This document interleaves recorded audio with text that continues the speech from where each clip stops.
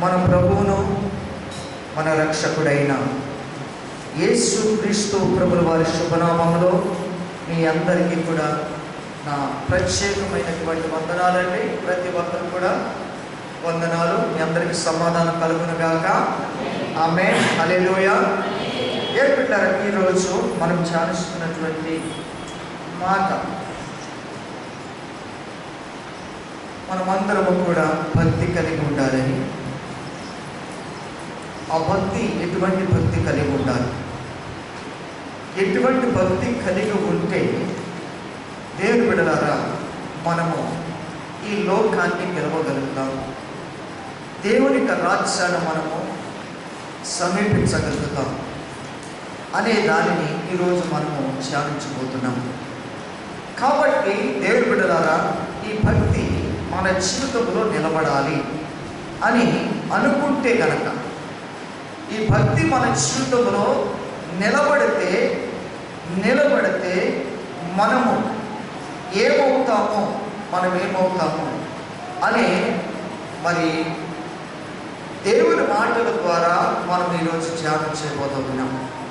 కనుక మనకు ప్రతి మనిషికి కూడా భక్తి అవసరం.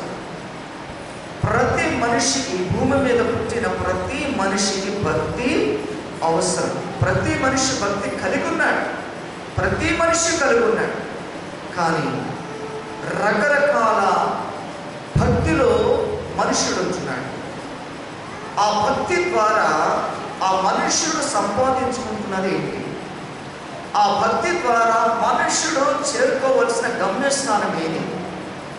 ఆ మనుషుడు ఏదైతే ఆలోచన చేస్తున్నాడో తన ఆలోచన ప్రకారంగా నిజమైన దేవునిని కలుసుకోగలుగుతాడా లేదా అనేది మనము చాలా జాగ్రత్తగా తెలుసుకోవాలి. ఎందుకంటే భక్తి ప్రతి మనిషికి ఉంది. కానీ మన భక్తి మనల్ని ఏ విధంగా నడిపిస్తుంది? మన భక్తి మనల్ని ఎక్కడికి నడిపిస్తుంది? మన భక్తి మనల్ని చేర్చిన స్థలానికి చేరిన తర్వాత ఆ భక్తి ద్వారా మనం ఏమి అనుభవించగలుగుతాము అనే సత్యాలను పరిశుద్ధ గ్రంథము ద్వారా ఎన్నో రకాలుగా పరిశుద్ధాత్మ దేవుడు మనకు బోధిస్తూ ఉండడం జరుగుతుంది. కనుక ఈ లోకంలో ఎన్నో రకాల భక్తులు కలిగి ఉన్నప్పటికీ కూడా ఈరోజు నువ్వు ఒక స్పష్టమైన, ఒక ఖచ్చితమైన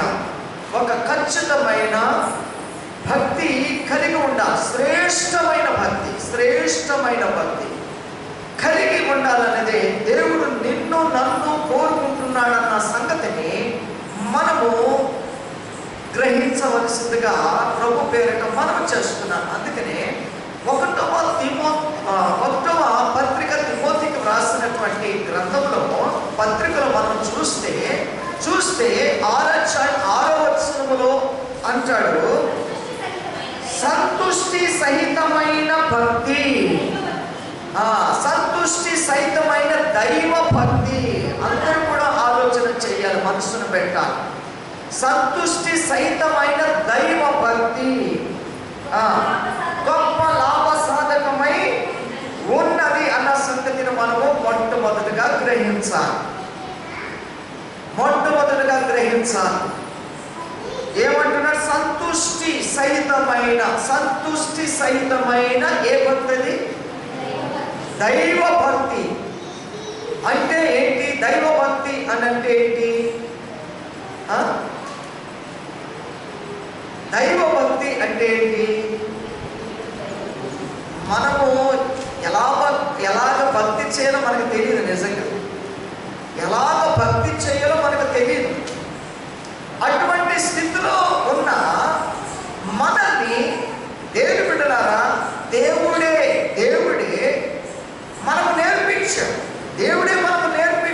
ఎలాగ భక్తి చేయాలి అంటే, ఎలాగ భక్తి చేయాలి అనే దానిని మనం ఆలోచన చేసినప్పుడు మనం దైవ భక్తి అనేది మనం మాట్లాడుకుంటూ ఉన్నాం. అంటే ఎవరు నేర్పించిన భక్తిది? దేవుడు నేర్పించిన భక్తి, అదే దైవ భక్తి. దేవుడు నేర్పిన భక్తి. దేవుని బిడ్డలారా చాలా మంది మనుషులు నేర్పిన భక్తులు ఉంటాయి. ఉన్నాయి కదా. మనుష్యులు నేర్పించిన భక్తి ఉంటుంది, మనుష్యులు నేర్పించిన భక్తి ఉంటుంది లోకంలో. కానీ మనుషులు నేర్చుకున్న ప్రతి భక్తి అది దైవ భక్తి కాదు. మనుషులు చేసే ప్రతి భక్తి అది దైవ భక్తి కాదు, దేవుడు నేర్పించిన భక్తి కాదు. ప్రతి మనుషుడు చేయవలసిన భక్తి దేవుడు నేర్పించిన భక్తి అయి ఉండాలి. గ్రహిస్తున్నారా? కన్ఫ్యూజ్ ఏం లేదు కదా. ప్రతి మనిషి చేయవలసిన భక్తి ఎవరి ద్వారా ఇవ్వబడిన భక్తి, ఎవరు నేర్పించిన భక్తి అయి ఉండాలి అని అంటున్నాడంటే దేవుడే మనకు నేర్పించిన భక్తి అయి ఉండాలి. ఆయన నేర్పించిన భక్తిలో దేవుడిలాగా స్వార్థం ఉండదు, కఠినత్వం ఉండదు, లోక సంబంధమైనది ఉండదు, అవిధేయతతో కూడినది ఉండదు, పాపంతో కూడినది ఉండదు, ఇష్టానుసారంగా చేసేది అసలే ఉండదు. కనుక దేవుడు నేర్పించిన భక్తి శ్రేష్టమైన భక్తి. దేవుడు నేర్పించిన భక్తి ఎటువంటిదట? శ్రేష్టమైన భక్తి, శ్రేష్టమైన భక్తి. కాబట్టి అటువంటి శ్రేష్టమైన భక్తి మనకు ఏమి ఇవ్వగలుగుతుంది అంటున్నాడంటే సంతృష్టినివ్వగలుగుతుందట. నీకు తృప్తినిచ్చేది దేవుడు నేర్పించే భక్తి. ఆ భక్తిని చేస్తే నీకు తృప్తి ఉంటుంది. ఆ భక్తి చేస్తే నీకు సాటిస్ఫాక్షన్, సంతృప్తినిస్తుంది. అది కాకుండా ఏదో ఒక భక్తి చేసేసి నువ్వు ముగించుకుంటే నీ జీవితంలో ఎన్నడూ దేవునికి అనుకూలమైన భక్తిని నువ్వు చేయలేవు. దేవుడు నేర్పించిన భక్తి కాకుండా ఈ లోకము నేర్పించే భక్తిని నువ్వు చేసుకుంటూ వెళ్ళిపోతే నీ జీవితకాలం ముగిసిపోతుందేమో, కానీ నీ జీవితకాలం అంతా చేసిన భక్తి దేవుడిని తృప్తిపరచలేదు, నిన్ను కూడా తృప్తిపరచలేదు, సంతృష్టినివ్వలేదు. దేవుడిని మహిమపరచలేదు, నిన్ను కూడా బలపరచలేదు. కాబట్టి అటువంటి భక్తి మనం ఎంతకాలం చేసినా వ్యర్థమే. కాబట్టి మనుషులు నేర్పించిన భక్తులు చాలా ఉన్నాయి. మనుషులు సృష్టించిన వాటికి భక్తి చేయటం, మనుషులకి ఏది అనిపిస్తే అది, ఏది తోస్తే అది, ఏ విధంగా క్రొత్తగా అనిపిస్తుందో, తను తాను దేని ద్వారా సంతృప్తి పొందుకోవాలనుకుంటున్నాడో తన సొంత మార్గంలో వెతుకుతూ, తన సొంత ఉద్దేశంలో ఎదుగుతూ, ఆ వెతుకే ఆ భక్తి ఎప్పుడు కూడా నువ్వు చేస్తూ ఉంటే కనుక ఆ భక్తి ఎప్పటికీ కూడా దేవునికి సంతృప్తిని ఇవ్వలేదు. అది దేవుడు నేర్పిన భక్తి కాదు. కాబట్టి దేవుడు నేర్పించే భక్తి మనకు కావాలి. దేవుడు నేర్పించే భక్తి ఉంటే మనలో ఏముండదో తెలుసా? ప్రతి మనిషిలో ఈ రోజు మనం చూస్తాం, ప్రతి దాని మీద కూడా వ్యామోహం, ప్రతి దాని మీద కూడా వ్యామోహం. నిజంగా ఆ వ్యామోహం అనేది మనలోనికి చేరకుండా ఉండాలంటే దేవుడు నేర్పించిన భక్తి మనము కలిగి ఉంటే వ్యామోహానికి దూరం అవుతాం. ఎందుకంటే దేవుని బిడ్డలారా, ఆ వ్యామోహం అనేది ఎంత భయంకరమైనదనంటే, నువ్వు భక్తి చేస్తావు మంచిదే, ఆ భక్తి దేవుడు నేర్పిన భక్తి కాకుండా దానిని నీ చిత్తంలో, నీ ఉద్దేశంలో, నీ సొంతంలో, నీ ఇష్టానుసారంగా చేస్తూ ఉంటే కనుక అదేమైపోతుందంటే దేవుని బిడ్డలారా, ఒక బలమైన కార్యమును చేయాలనుకున్నప్పుడు, ఒక అద్భుతమైన కార్యమును చేయాలనుకున్నప్పుడు, దేవునికి అనుకూలమైన కార్యమును చేయాలనుకున్నప్పుడు, దేవుని బిడ్డల ఆ బలమైన కార్యమునకు అడ్డుపడేది ఏంటిదనంటే వ్యామోహం. ఏది అడ్డుపడుతుందంట? వ్యామోహం. ఇప్పుడు మనము యేసయ్య నిజమైన దేవుడని, ఆయన సజీవుడని, ఆయన పరలోక సంబంధి అని, ఆయనే సృష్టికర్త అయిన మనం ఎరిగి మనము ఎలా భక్తి చేయాలో, ఎలాగ ప్రవర్తించాలో, ఎలాగ పాడాలో, ఎలా ప్రార్థన చేయాలో, ఎలా ధ్యానం చేయాలో అన్నీ నేర్చుకుంటున్నాం. అన్నీ నేర్చుకుంటున్నాం, బలపడుతున్నాం. ఆ బలములో నీవు స్థిరంగా ఎదుగుతూ ఉంటే మంచిదే. ఆ బలములో ఎదుగుతుంటూ మంచిదే. కానీ ఆ బలాన్ని అధిగమించాలని ప్రయత్నం చేస్తేనే నువ్వు వ్యామోహానికి గురైపోతావు. ఆ బలాన్ని అధిగమించాలని నువ్వు ప్రయాసపడితే, తారసపడితే కనుక, నువ్వు ప్రయత్నాలు చేస్తే కనుక నువ్వు దేనికి గురవుతావు? వ్యామోహానికి గురైపోతావు. వ్యామోహం అంటే అర్థం ఏంటి? వ్యామోహం అంటే అర్థం ఏంటి? నీవు కలిగి ఉన్న దానికి సంతృప్తి చెందకుండా, కలిగి ఉన్న దాని విషయంలో అత్యాశ కలిగి ఉండడం. నీవు కలిగి ఉన్న దానిలో సంతృప్తి చెందకుండా దానికి మించి ప్రయాసపడాలని, దానికి మించి ప్రాకులాడాలని, దానికి మించి ప్రయత్నాలు చేయాలనే మనసు నీకు ఏదైతే ఉంటుందో, ఆ ప్రయత్నాలు ఏదైతే ఉంటాయో అదే వ్యామోహం. అప్పుడు అదేం చేస్తుందో తెలుసా? ఇది నాకు బలాన్ని ఇస్తుంది, ఇది నాకు తృప్తినిస్తుంది, ఇది నన్ను ఎంతగానో బలపరుస్తుంది అనుకుంటున్నటువంటి దానిని దాటిపోయేటట్టు చేస్తుంది అన్నమాట. వ్యామోహం అనేది ఏం చేస్తుంది? నువ్వు ప్రస్తుతం చాలా భక్తులు ఉన్నారండి, విశ్వాసంలో ఉన్నారు, యథార్థంలో ఉన్నారు, పరిశుద్ధంలో ఉన్నారు, మంచిదే. అలా కంటిన్యూ అవుతే నువ్వు కంట్రోల్గా ఉంటావు, నిగ్రహ శక్తితో ఉంటావు, ఖచ్చితమైన దేవుడు నేర్పించిన భక్తిలో ఉంటావు. అలాగా కాకుండా ఇంకా దానికి ఎక్స్టర్నల్గా నువ్వు ప్రయత్నాలు చేసుకుంటూ ఏదో చెయ్యాలని, కాని విషయాలలో కాని ప్రయత్నాలు చేసుకుంటూ ఎప్పుడైతే వెళుతుంటావో, దేవుడు నీకు ఇచ్చినటువంటి బలము అది దైవాత్మతో కూడిన బలము, దేవుడు నేర్పించిన భక్తి, దేవుడిచ్చిన విశ్వాసము, దేవుడిచ్చిన నమ్మకత్వము, దేవుడిచ్చిన నీతి, దేవుడిచ్చిన పరిశుద్ధత, ఇవన్నీ కూడా నువ్వు దాటిపోయే ప్రమాదం ఉంది. నువ్వు దాటిపోయే ప్రమాదంలోనికి నువ్వు ఎప్పుడైతే ప్రవేశించాలని నువ్వు ప్రయత్నం చేస్తావో అప్పుడే నీకు వ్యామోహం అనే దురాత్మ పడుతుంది. ఎప్పుడైతే ఆ వ్యామోహానికి నువ్వు గురైపోతావో ఉన్న బలం కాస్త కోల్పోతావు, ఉన్న నీతిని కోల్పోతావు, ఉన్న విశ్వాసాన్ని కోల్పోతావు, ఉన్న పరిశుద్ధతను కోల్పోతావు. చూసారు ఎంత ప్రమాదం?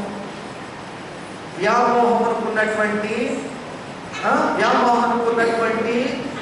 దానికి ఉన్నటువంటి బలం అంత భయంకరమైనది అన్నమాట. నీకున్న దానిలో నుండి నిన్ను ఎక్కడికో తీసుకెళ్లాలని దాటింపచేసే ప్రయత్నాలలో ఒకటి వ్యామోహం. అందుకని ప్రతి దాంట్లో మనం ఎలా ఉండాలంటే కంట్రోల్గా ఉండాలి. మితి మీరి చెయ్యకూడదు, ఏది కూడా మితి మీరి చెయ్యకూడదు. మితి మీరి చేస్తే రైట్, మితి మీరి చేస్తే కనుక ఆ ప్రమాదంలో పడిపోయే అవకాశాలు ఎక్కువగా ఉంటాయి. గ్రహించాలి, దేవుని బిడ్డలా గ్రహించాలి. దేవుడు చెప్పిన విధంగా కాకుండా ఇంకా ఎక్స్టర్నల్గా మనం ఏదైనా ప్రయత్నాలు చేయాలని ప్రయాసపడుతూ ఉంటే కనుక నువ్వు తప్పనిసరిగా దాన్ని దాటిపోయే ప్రమాదం ఉంది. జాగ్రత్తగా మన భక్తి చెయ్యాలి. అందుకని అంటున్నాడు, సంతుష్టి సహితమైన భక్తి, దైవ భక్తి గొప్ప లాభ సాధకమునై ఉన్నది అంటున్నాడు. కనుక ఆ గొప్ప లాభం అనేది దేవుడు నేర్పించిన భక్తులో తప్ప ఇంకెందులో కూడా నీకు లేదు, ఎందులో కూడా నీకు దొరకదు, ఎందులో కూడా దొరకదు. నీకు భక్తిలో లాభం దొరకాలంటే దేవుడు నేర్పించిన భక్తిలోనే, అది వాక్యములోనే, అది దేవుడు ప్రవచించిన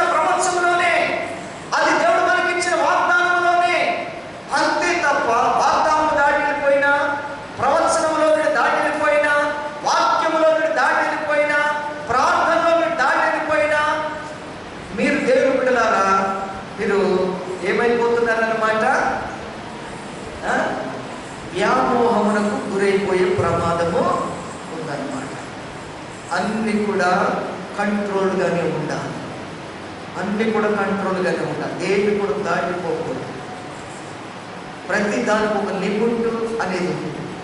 ఆ లిమిట్లోనే మన భక్తిని కొనసాగించాలి. దేవుడు నేర్పించినది, దేవుడు మనకు బోధిస్తున్నదని, దేవుడు మనల్ని బలపరిచి స్థిరపరుస్తున్నదని. కనుక అందులో నుండి మనము ఇంకా ఎక్కువగా ప్రయత్నాలు మనము చేయకూడదు. ఎలాగా ఆ వ్యామోహంలో పడిపోయినటువంటి వారు ఉన్నారు. ఈరోజు మనము కొన్ని విషయాలు కొన్ని పాయింట్ మనము ధ్యానం చేయబోతున్నాం. ఆమేన్, హల్లెలూయా, హల్లెలూయా. చూడండి ఏం పెట్టారు, మనం చూసుకుంటే మనము మొట్టమొదటి మనం ఆలోచన చేయవలసింది ఏంటంటే, దైవ భక్తికి మనం అనుకూలంగా ఉండాలి అని అంటే భక్తికి తగ్గట్టుగా మన యొక్క హృదయము స్థిరంగా ఉండాలి. భక్తికి తగ్గట్టుగా మన హృదయం ఎలా ఉండాలంట? స్థిరంగా ఉండాలి. అంటే ఇక్కడ ఏమంటాడంటే, భక్తికి విరోధంగా ఏది ఉన్నా నీ హృదయంలోనికి ఏదైనా ఆహ్వానించాలనే ప్రయత్నం నీవు చేయకూడదు. అది విసర్జించాలి. దైవ భక్తికి అనుకూలము కానిది ఏదైతే నీ హృదయంలోనికి రావడానికి నువ్వు ప్రయత్నం చేస్తావో, నీ హృదయంలోనికి తెచ్చుకోవడానికి ప్రయత్నం చేస్తావో, దానిని నీ హృదయంలోనికి రానివ్వకుండా అదేం చేయాలంట? విసర్జించాలి. ఏం చేయాలి? విసర్జించాలి. రానివ్వకుండా బయటికి త్రోసివేయాలి. కాబట్టి త్రోసివేయాలి అంటే మనము దేవుని బిడ్డలా దైవ భక్తికి తగిన విధంగా మన హృదయము నిగ్రహ శక్తితో స్థిరత్వముతో కలిగి ఉండుట మంచిది. దానికి మించినది ఏదైనా కానీ మన హృదయంలో తెచ్చుకోవాలనుకుంటే కనుక అది నీ భక్తిని చెరిపేస్తుంది, అది నీ భక్తిని పడేస్తుంది, దేనికి కాకుండా చేసేస్తుంది.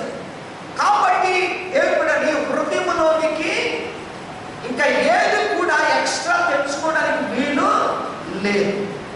ఏది నీకు కంటికి ఇంపుగా అనిపిస్తుందో, ఏది లోకంలో నువ్వు చూసినప్పుడు గొప్పగా అనిపిస్తుందో, ఏది నీ భక్తికి మించి కొన్ని కనబడుతుంటాయి, నీ విశ్వాసానికి మించి కొన్ని కనబడుతుంటాయి, నీ పరిశుద్ధతకు మించి కొన్ని కనబడుతుంటాయి. అవి ఎక్కడ కనబడుతుంటాయంటే లోకంలోనే కనబడతాయి.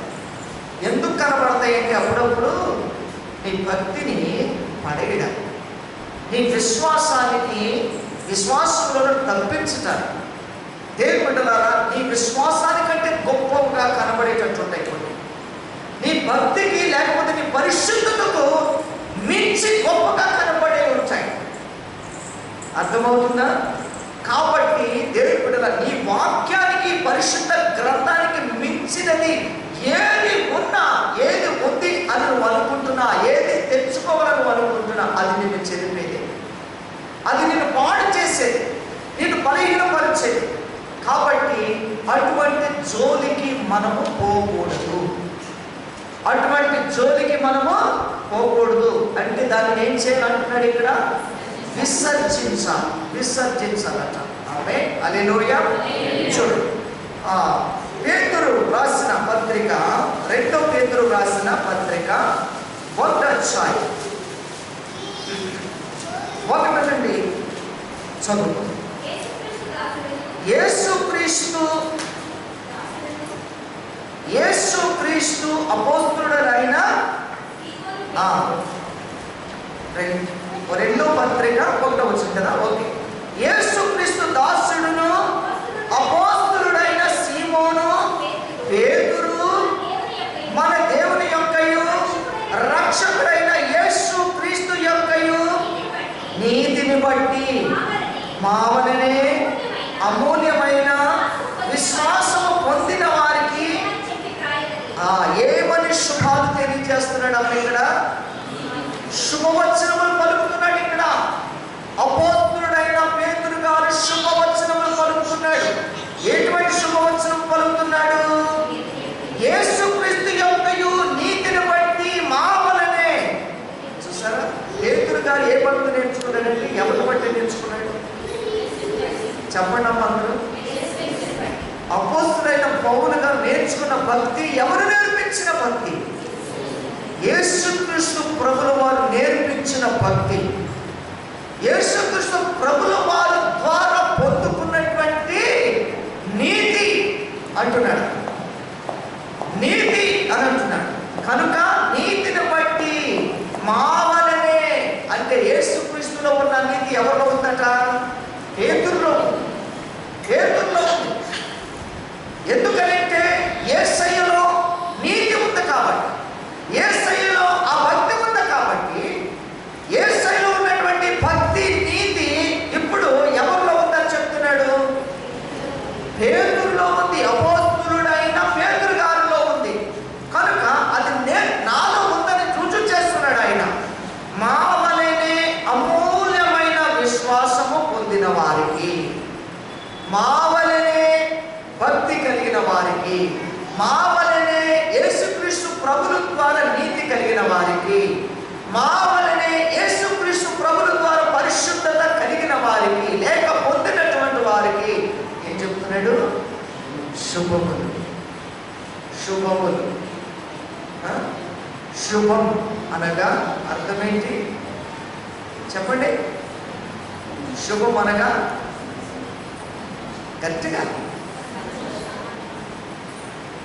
నాకేం పడతారు? ఒక మంచి కార్యం, ఒక మంచి కార్యం, ఒక మంచి కార్యం. దేవుని బిడ్డలారా, ఒక మంచి కార్యం జరిగేదానిని, జరిగించేదానిని, జరిపేదానిని, వినేదానిని, అనుభవించేదానిని శుభకార్యం అంటారు. శుభకార్యం అంటారు. అంటే వారి జీవితంలో ఎన్నడూ అనుభవించింది దాన్ని ఏమంటాం? శుభకార్యం. కాబట్టి ఆ శుభకార్యము ఎవరిలో ఉందని చెప్తున్నాడు ఇక్కడ? పేతురులో ఉందట. ఎవరి ద్వారా పొందుకున్నాడు ఆయన? యేసుక్రీస్తు ప్రభు ద్వారా పొందుకున్నాడట. కనుక శుభములు చెప్తున్నాడు.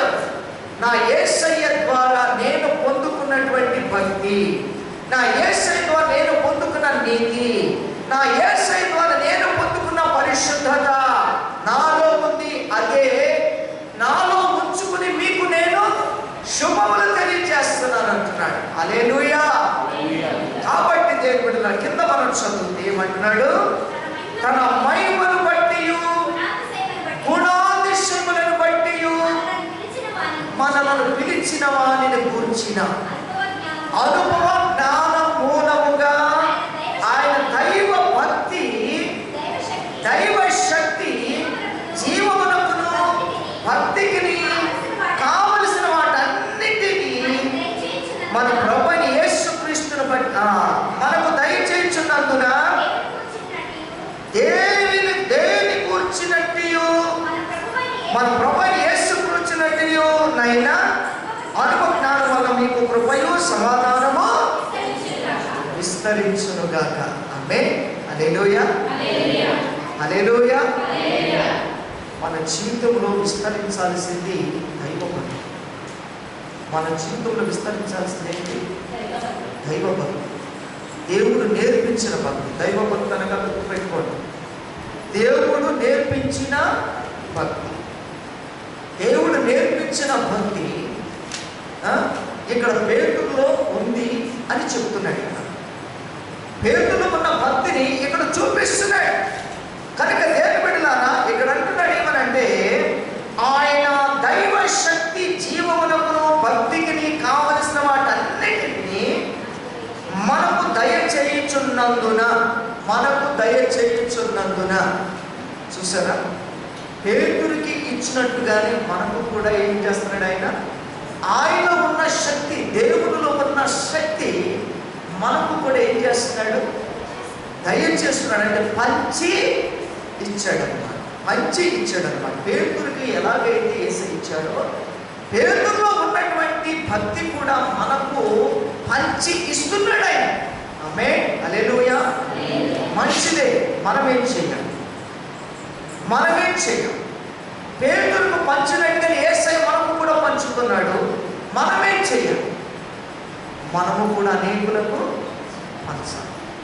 యేసయ్యలో ఉన్న భక్తి, యేసయ్యలో ఉన్న శక్తి, యేసయ్యలో ఉన్న నీతి పేతురుకు పంచించాడు. పేతురుకు పంచబడినటువంటి ఆ భక్తి, ఆ నీతి, ఆ శక్తి దేవుని బిడ్డలారా అక్కడ ఉన్నటువంటి వారందరికీ కూడా పంచిస్తున్నాడు. కనుక మనము నిజంగా ఈ మాటలను గ్రహించగలిగితే పరిశుద్ధాత్మ దేవుడు ఈ సమయంలో మనకేం చేస్తున్నాడు? ఆయన మనకు కూడా పంచిస్తున్నాడు. మనము కూడా పంచిస్తూ ఉంటుండగా మనలోనికి చేర్చుకుంటున్నటువంటి ఇవన్నీ కూడా మనమేం చేయాలి? అనేకులకు మనము కూడా పంచాలి. అనేకులకు మనము కూడా పంచాలి. పంచితే అనేకులు దైవ భక్తికి అనుకూలంగా మార్చబడతారు. దేవుని భక్తికి అనుకూలంగా మార్చబడతారు. యేసయ్య పేతురుకు పంచించినట్టుగా పేతురు గారి ద్వారా పరిశుద్ధాత్మ దేవుడు మనకు కూడా పంచిస్తున్నట్టుగా మనమందరము కూడా అనేకులకు దేవుడు నేర్పించిన భక్తిని మనమేం చేయాలి? పంచివ్వాలి. దేవుని నామమునకు మహిమ కలుగును గాక. ఆమేన్, హల్లెలూయా. తర్వాత 3వ అధ్యాయం 11వ వచనం చదువు. ఇదే పేతురు ఇవన్నీ ఇట్లు లయమైపోవునవి కనుక ఆకాశములో రగులుకొని లయమైపోనట్టు పంచభూతములు మహావేంద్రముతో కరిగిపోనట్టు దేవుని దినము రాకడ కొరకు కనిపెట్టుచు దానిని ఆశతో అపేక్షించుచు మీరు పరిశుద్ధమైన ప్రవర్తనలోను భక్తితోను ఎంతో జాగ్రత్త గలవారే ఉండవలెనని. చాలు. ఏం చెప్తున్నాడు మనకి ఈరోజు? ఏం చెప్తున్నాడమ్మా? దేవుని రాకడ కొరకు కనిపెడుతూ దానిని ఆశతో అపేక్షించుచు మనము పరిశుద్ధమైన ప్రవర్తనతోనూ భక్తితోనూ జాగ్రత్త కలిగి ఉండాలి. పరిశుద్ధమైన ప్రవర్తనతోనూ భక్తితో ఎలా ఉండాలి? మనము ఎందుకు జాగ్రత్త కలిగి ఉండాలి అని అంటే ఆయన రాకడ కొరకు మనము కనిపెట్టుకోవాలి. దేవుని బిడ్డ కనిపెట్టడం అంటే ఆషమాషిగా లోకపు భక్తి, మనం నేర్చుకున్న భక్తి, మనకు నచ్చిన భక్తి చేసి కనిపెట్టడం కాదు. పరిశుద్ధాత్మ దేవుడు మనకు నేర్పించిన భక్తి ద్వారా మనం కనిపెట్టుకోవాలి. ఆయన నేర్పించిన భక్తి తప్ప ఇంకేది కూడా మనలో ఉండడానికి వీల్లేదు. మన సొంత భక్తులు చేయకండి. వాక్యానుసారమైన పరిశుద్ధాత్మ ద్వారా నేర్పించబడుతున్న భక్తి ఏదైతే ఉన్నదో అది మాత్రమే మన హృదయంలో ఉండాలి. దానికి మించి మనం దాటిపోకూడదు. దాని కిందకు దిగసారిపోకూడదు, మించి వెళ్ళిపోకూడదు. సమభాగముగా సమతుల్యంగా ఆ భక్తిలో మనము కొనసాగించాలి. భక్తి తగ్గించుకోవద్దు, భక్తిని పెంచొద్దు. అర్థమవుతుందా? భక్తికి తగ్గించబడినా పడిపోయే ప్రమాదం ఉంది. భక్తికి మించిన ప్రయత్నాలు చేసినా నీవు భయంకరమైన ప్రమాదంలో పడిపోయే ఉంది. కనుక దేవుని బిడ్డలారా, మనము ఎవరు నేర్పించిన భక్తిలో ఉండాలంటున్నాడు ఇక్కడ. పరిశుద్ధాత్మ దేవుడు మనకు నేర్పిస్తున్న భక్తిలో మనం ఉండాలి. ఇప్పుడు మనకు ఎవరు నేర్పిస్తున్నారు? పరిశుద్ధాత్మ దేవుడు మనకు నేర్పిస్తున్నాడు ఈ భక్తి. కాబట్టి ఆయన నేర్పించిన భక్తిలోనే మనం ఉండాలి. దానికి మించి ప్రయత్నాలు చేసామా ఏమవుతాం? వ్యామోహంలో పడిపోతాం. ఎటువంటి వ్యామోహంలో పడతామో తెలుసా? చాలా మంది అలా పడిపోయి దేవుని భక్తికి దూరం అయిపోయిన వారు ఉన్నారు. దేవుని సన్నిధికి దూరమైన వారు, దేవుని సంఘానికి దూరమైన వారు ఉన్నారు. చివరికి పరలోకానికే దూరం అయిపోతున్నారు. చాలా ప్రార్థన దూరం అయిపోతున్నారు, వాక్యానికి దూరం అయిపోతున్నారు, ఆరాధన దూరం అయిపోతున్నారు. ఇలాగ మెల్లమెల్లగా ఒకదానికి ఒకటి దూరం అయిపోతూ చివరికి ఏమైపోతున్నారు? పరలోకానికే మరి ఇంకా దేవుడు నేర్పించిన భక్తి ఎక్కడ ఉంది మనకు? పరలోకానికి దూరం అయిపోతున్నటువంటి భక్తి మనం నేర్చుకున్న భక్తున్నది, ఇంకా దేవుడు నేర్పించిన భక్తున్నది అంటారా మనకి?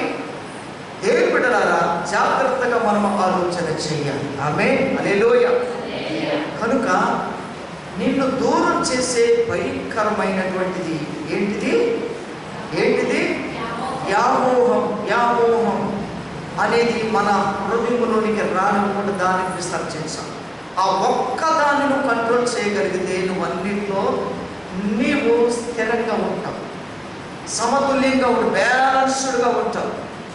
ఆ ఒక్కదాన్ని అవాయిడ్ చేయగలిగితే. వ్యామోహం అనే మాటలు ఎన్నున్నాయో అవన్నీ నీ దృష్టికి కొన్ని సార్లు వస్తున్నప్పుడు అది నీ దేవుని చిత్తానికి, దేవుని ఉద్దేశానికి, దేవుని వాక్యానికి, దేవుని ప్రణాళికకు, దేవుని రాజ్యానికి విరోధం అనిపిస్తే కనుక నువ్వు ఆలోచన చేయవలసింది అది వ్యామోహం అనుకోవలసిందే. అలా అనిపించినప్పుడు దేవుని బిడ్డ దాన్ని విడిచిపెట్టడానికి, విసర్జించడానికి ప్రయత్నం చేయి. దాన్ని విసర్జించడానికి ప్రయత్నం చేయి. విసర్జించాలి, ప్రయత్నం కాదు, విసర్జించాలంటే విసర్జించాలి. అది నీ భక్తికి ఆటంకం. నువ్వు చేరుకోవలసిన దేవుని రాజ్యానికి ఆటంకం అది. కాబట్టి అంత భయంకరంగా ఆటంకంగా నిలిచే వ్యామోహము అనేది ఎంత భయంకరమో ఆలోచన చేస్తే నేను ఇప్పుడు చెప్పబోయే పాయింట్స్ అన్నిటికీ కూడా నువ్వు దూరంగా ఉండడానికి ప్రయత్నం చేయాలి. ఆమేన్, హల్లెలూయా. చూడండి, మత్తయి సువార్తలో 6వ అధ్యాయం 27వ వచనములో యేసుక్రీస్తు ప్రభువు వారు తన నోరారా పలికినటువంటి మాట, బోధ చేసినటువంటి మాట. 6వ అధ్యాయం 5వ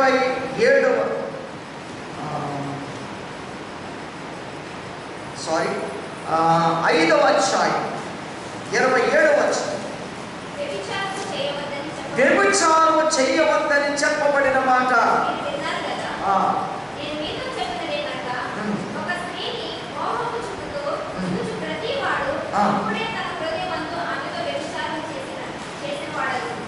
దేవుని చూడండి, ఈ మాట యేసయ్య ఎందుకు చెప్పాడంటే,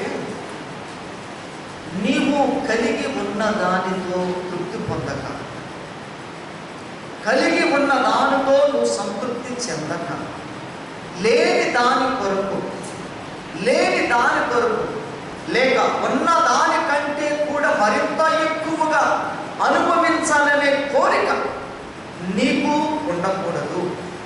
అది నీలో ఉండకూడదు, నీ హృదయంలో, నీ తలపులో రానివ్వకూడదని చెప్తున్నాడు యేసయ్య. నీవు కలిగి ఉన్న దాని విషయంలో నువ్వు సంతృప్తి పొందాలి. దానికి మించి ఎక్కువగా ఆలోచన చేస్తే ఏమవుతుందట? వ్యామోహం కిందకు వస్తుంది.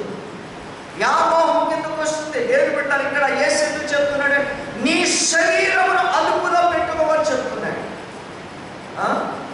మన శరీరమును అదుపులో పెట్టుకోవాలి. ఉన్న దానితో మనము సంతృప్తి చెందడం నేర్చుకోవాలి. ఉన్న దానితో సంతృప్తి చెందకుండా ఇంకా ఎక్కువగా ఆలోచన చేసి ఆలోచనలు చెరుపుకొని, హృదయాన్ని చెరుపుకొని, శరీరమును చెరుపుకుంటే కనుక నువ్వేమవుతావట? వ్యామోహంలో పడతావు. అప్పుడు నీకు అనిపిస్తుంది ఉన్న భార్యతో సంతృప్తి చెందకుండా, ఉన్న భర్తతో సంతృప్తి చెందకుండా, ఉన్న పిల్లలతో సంతృప్తి చెందకుండా, ఉన్న వస్తువుతో సంతృప్తి చెందకుండా, ఉన్న సంపాదన సంతృప్తి చెందకుండా దేవుని బిడ్డలు ఇంకా ఎక్కువగా అంటే దేవుని నీతికి, దేవుని భక్తికి, విశ్వాసానికి, పరిశుద్ధతకు ఆటంకంగా, లేకపోతే నిన్ను గర్వంగా మార్చేసే భయంకరమైనటువంటి మరి పరిస్థితుల్లోనికి దిగజార్చేది, పడేసే ప్రతి ఒక్కటి కూడా వ్యామోహముల కిందకు వస్తుంది. కనుక ఆ వ్యామోహములు పడవేసే పరిస్థితులు ఏవైతే సంభవిస్తాయి అని నువ్వు అనుకుంటావో అది రానివ్వకుండా నీ శరీరమును ఏం చేయాలట? అదుపులో పెట్టుకోవాలి. నీ తలంపులను అదుపులో పెట్టుకోవలసి ఉన్నది. కనుక ఇక్కడ యేసు చెప్తున్నాడు, నువ్వు పరస్త్రీని వ్యామోహముతో చూసిన మోహపు చూపుతో చూసిన ప్రతి వాడు అప్పుడే తన హృదయంలో ఏం చేస్తున్నాడట? చూసారా? అప్పుడే ఏమైపోయింది? భయంకరమైనటువంటి పాపానికి గురైపోయినట్టు. అంటే అక్కడ ఏమి సంభవించింది? అతనికి వ్యామోహం ఉన్న దానితో సంతృప్తి చెందకుండా లేని వాటిని గురించి ఆలోచన, లేని వాటి మీద చూడడం, పొందకూడనిది పొందుకోవాలని ఆశపడడం, తారాశపడటం, ప్రయత్నాలు చేయడం, పరుగులేయడం, దేవుడు ఇవన్నీ కూడా వ్యామోహం కిందకు వస్తాయి. అది మనది కాదు, అది నాకు సంబంధించింది కాదు, అది నేను అనుభవించాల్సింది కాదు, నేను అక్కడ వెళ్ళవలసింది కాదు అని నిజంగా పరిశుద్ధాత్మ దేవుడు నిన్ను ప్రేరేపిస్తూ ఉంటే అట్టి సమయాలలో పరిశుద్ధాత్మ ప్రేరేపణ కాగిపోయి ఉంటే నీవు వ్యామోహం ఏం చేస్తున్నావో తెలుసా? విసర్జిస్తున్నావు, వెళ్ళబడుతున్నావు రానివ్వకుండా. అది చాలా మంచి పని. అది సంతుష్టికరమైన భక్తికి అనుకూలమైనటువంటిది. దానిని వెళ్ళగొట్టి నీ భక్తిని నిలుపుతుంది, నీ భక్తిని తృప్తినిస్తుంది. కాబట్టి దేవుని బిడ్డలారా, మనము ఎవరిని కూడా ఎలా చూడకూడదంట? వ్యామోహపు చూపుతో చూడకూడదు. చూస్తే ఏమవుతున్నావు? వ్యామోహంలో పడిపోతు. అంటే నీవు కలిగి ఉండవలసిన తృప్తి దానికంటే కూడా నీవు ఇంకా ఎక్కువ దానిలోకి వెళ్ళిపోవడానికి ప్రయత్నిస్తున్నావు కనుక అది పాపం, అది దేవునికి విరోధమైనది, అది భక్తికి విరోధమైనది. కాబట్టి నెంబర్ 1 మనం ఏం చేయాలంట? మన శరీరమును, మన హృదయాన్ని అదుపులో పెట్టుకోవాలి, కంట్రోల్లో పెట్టుకోవాలి. ప్రభువా, నువ్వు నాకు ఇచ్చింది చాలయ్యా, నువ్వు నాకు అనుభవిస్తున్నది చాలయ్యా అని ఇచ్చిన దానితో సంతృప్తి కలిగి ఉండడం చాలా శ్రేష్టమైన భక్తి. అలా సంతృప్తితో కలిగి ఉండే భక్తి శ్రేష్టమైన భక్తి. అది దేవుడు నేర్పే భక్తి. ఆమేన్, హల్లెలూయా. అంటే దేవుడు నేర్పించేది అలాగే ఉంటుంది. దేనిని విసర్జించాలో విసర్జించడం, దేవుడు ఏది నేర్పిస్తున్నాడో తెచ్చుకోవచ్చు. అది దేవుడికి అనుకూలమైన భక్తిగా మనం నడిపిస్తుంది అన్నమాట. ఆమేన్, హల్లెలూయా. తర్వాత రెండవదిగా చూస్తే, అంటే నెంబర్ 1 మనము వ్యభిచార మనసు కలిగి ఉండకూడదు అన్నమాట. సింపుల్గా పాయింట్ చెప్తాం. వ్యభిచారం అనే మనసు తలంపు మనము కలిగి ఉండకూడదు. ఎందుకంటే సొంత భార్య, సొంత భర్త మించి ఇంకా ఆలోచన చేసిన దానికి మించి ఆలోచన చేసినది దేని కిందకు వస్తుందట? వ్యభిచారం కిందకే వస్తుంది. వ్యామోహము క్రియ కిందకే వస్తుంది. అది వ్యభిచారం కిందకు వస్తుంది. అది నిన్ను భక్తిలో నుండి తొలగించేస్తుంది, పరిశుద్ధతలో నుండి తొలగించేస్తుంది. కాబట్టి దేవుని బిడ్డలారా, మనము రెండో పాయింట్ నేర్చుకుందాం త్వరగా. ఇందాక మనం చదువుకున్నటువంటి 2వ తిమోతికి రాసిన 1వ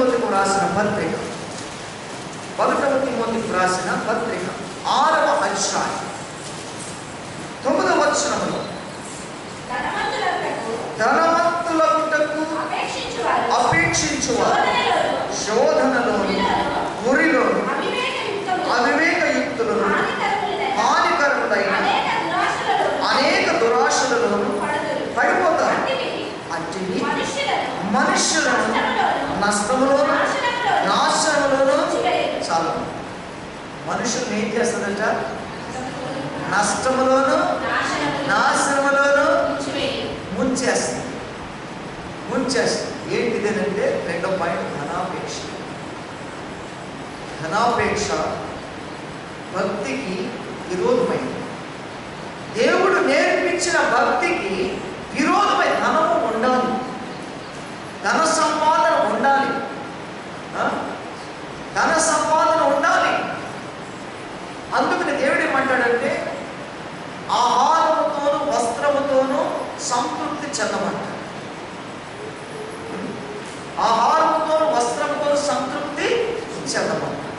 కనుక ఇక్కడ చెప్తున్నటువంటి ఈ మాటలు ఏంటిదంటే దేవుని బిడ్డలారా, శోధనలోను గురిలోను అవివేకయుక్తములను హానికరములైన అనేక దురాశల్లోనూ పడేస్తారు. అట్టి మనుషులు నష్టములోను నాశనములోను పడిపోతారు. అటువంటి మనుషులు ఎటువంటి మనుషులు? వ్యామోహములు పడిపోయే మనుషులు. ఎవరికి వీళ్ళు? వ్యామోహముతో జీవించే మనుషులు, వ్యామోహానికి గురయ్యే మనుషులు, వ్యామోహముతో సంపాదించుకునే మనుషులు. వారికి దేవుడిచ్చిన సంపాదన కాకుండా మరింత అడ్డదిడ్డాలుగా వ్యర్థమైన త్రోవలలో వెళ్ళి సంపాదించుకునే వారు మనిషి యొక్క గతి ఏమవుతుందట ఇక్కడ దేవుడు చెప్తున్నాడు. నేను కాదు, మనము అటువంటి సంపాదనకు వెళ్ళు. కష్టపడి మనం సంపాదించాలి ఎంతైనా సరే. నమ్మకత్వముతో యథార్థంగా మనం సంపాదించిన సంపాదన నీకు నష్టం కలిగించింది, ఆరోగ్యాన్ని ఇస్తుంది, క్షేమం ఇస్తుంది, అభివృద్ధిని ఇస్తుంది, నీ భక్తిని నిలబెడుతుంది. నమ్మకత్వం చేసే కష్టార్జితమైనటువంటి జీవితం నిన్ను నాశనానికి నడిపించదు, గురిలోకి నడిపించదు, కష్టాలు వాళ్ళు చేయదు నిన్న. కనుక ధనాపేక్ష అనేది మనకు ఉండకూడదు. రెండో పాయింట్ ఏంటి? అందుకనే కింద మనం చదివితే ఎందుకనగా ధనాపేక్ష సమస్తమైన కీడులకు మూలం.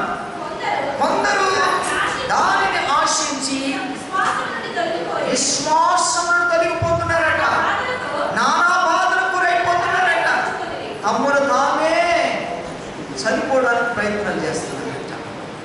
సరే, ధనాపేక్ష అనేది అంత భయంకరమైనది. ఇప్పుడు దేవుడు మనల్ని బ్రతకమని ఆయుషించి జీవమునిచ్చి ఈ లోకములు వదిలిపెట్టినప్పుడు మనం బ్రతకడానికి కావలసినటువంటి ధనం ఎందుకు ఇవ్వడు? ఎందుకు ఇవ్వడు? ఆహారాన్ని ఎందుకు ఇవ్వడు? మనము తినవలసిన ఆహారం యొక్క భాగము దేవుడు మనకిస్తాడు. మనము నివసించవలసిన స్థలము ఎంత మనకు కావాలో అది ఇచ్చేస్తాడు.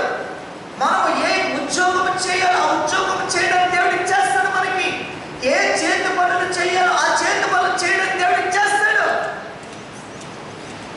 మనకు కావలసిన భాగం మనకే ఉంటుంది దేవుడు బిడ్డలారా. అది కాకుండా మనకు నిర్ణయించి పెట్టింది, మనకు పంచిపెట్టినది కాకుండా ఎక్కువ దాని వరకు మనం ఆశపడితే ఏమవుతామంట? కొందరు ఏమవుతున్నారు? దానిని ఆశించి విశ్వాసం నుండి తొలగిపోతున్నారు. వాడు ఏమనుకుంటారంటే ఈ వారమే కదా వెళ్ళకపోతే ఏమవుతుందిలే సంఘానికి, ఈ ఒక్క కూడికి మానేది ఏమవుతుందిలే అని అనుకుంటారు. ఆ ఒక్క కూడి కాస్త 2 అవుతుంది, 2 కాస్త 4 అవుతుంది, 4 కాస్త 6 నెలలు అవుతుంది, సంవత్సరం అవుతుంది, పూర్తిగా ఇంకేం వెళ్తుంది ఇక మా మిస్టర్స్ వెళ్తుంది కదా అనుకుంటారు. భర్తలు భార్యలు ఏమనుకుంటారు? పోతే పాపం కష్టపడి వస్తున్నాడు కదా, ఆయన ఇబ్బంది పెట్టడం ఇంట్లో పడుకొని అని అనుకుంటారు, పడుకొని అని అనుకుంటారు. దేని బిడ్డలు చూడండి, మనము వారమంతా కష్టపడటానికి శక్తి ఇస్తుంది ఎవరండి? అది బిజినెస్ కానివ్వండి, సొంత వ్యాపారం కానివ్వండి, జీవితంతో సంపాదించింది ఏదైనా కానివ్వండి. ఆరోగ్యకరంగా ఉంటున్నామంటే, క్షేమకరంగా ఉంటున్నామంటే, భార్య బిడ్డలతోటి కలిసి ఇంటికి వచ్చి జీవించగలుగుతున్నామంటే, లేకపోతే భార్య అయినా సరే భర్తతో కలిసి జీవించగలుగుతుందంటే దేవుడు మనల్ని కాపాడుతున్న బట్టి మాత్రమే.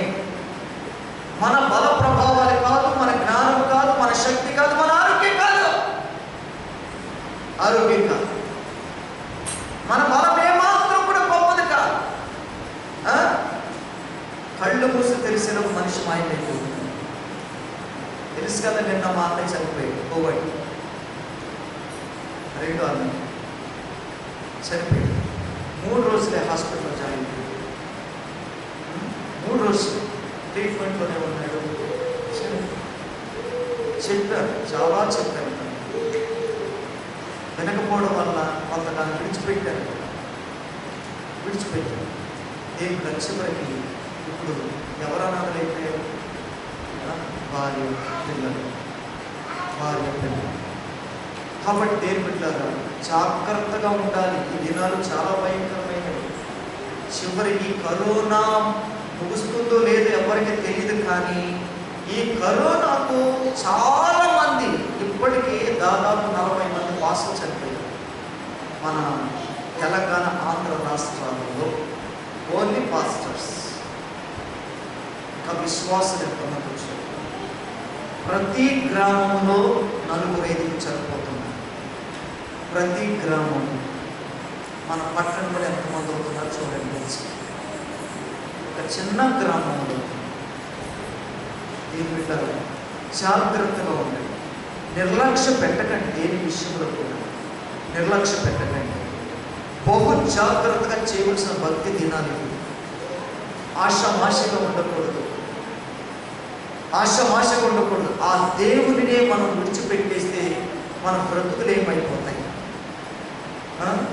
కాబట్టి ఇక్కడ దేవుడు చెప్తున్నాడు ఏంటంటే, ధనాపేక్ష సమస్త కీడులకు మూలం. కొందరు దానిని ఆశించి విశ్వాసం నుండి తొలగిపోతున్నారట.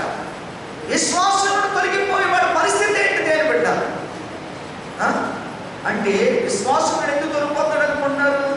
దేనికో వ్యామోహానికి గురైపోయాడు అనమాట. పరిశుద్ధత నుండి ఎందుకు తొలగిపోతున్నాడు? ఏదో ఒక వ్యామోహానికి గురైపోతున్నాడు అనమాట. సంఘానికి ఎందుకు దూరం అయిపోతున్నాడు? ఏదో ఒక వ్యామోహానికి. ఆ ఉద్యోగం కావచ్చు, ఇంకా ఎక్కువ డబ్బు సంపాదించాలని, లేకపోతే ఇంకా ఎక్కువ ఎంజాయ్ చేయాలని, ఎక్కడెక్కడో తిరగాలని, ఏదేదో చేయాలని, అనుభవించాలని సంఘానికి, లేకపోతే దేవుడిలాగా ఆయన సన్నిధికి దూరం అయిపోతున్నటువంటి విశ్వాసులు ఈరోజు చాలా మంది ఉంటున్నారు. ఇంకేదేదో చేయాలని, కోరికలు తెచ్చుకోవాలని, ఆశలు రేపుకొని పరిగెడుతూ ఉన్నారు ఈ లోకంలో. దైవ భక్తి అంటే చిన్నచ్చు. ఇవన్నీ ఎందుకెంతో మంది ఇలాగా లోకంలో పరిగెట్టేసి కోరికలు ఆశలు పరిగెడుతున్నారంటే వాళ్ళు ఏముందన్నమాట? వ్యామోహం. కాబట్టి ఉన్నదాని విషయంలో సంతృప్తి చెందక ఇంకా ఎక్కువగా నేను పొందుకుని అనుభవించాలనుకునే ప్రతి మనిషిలో వ్యామోహము ఉంటుంది. అది మనలో చెప్తున్నాడు.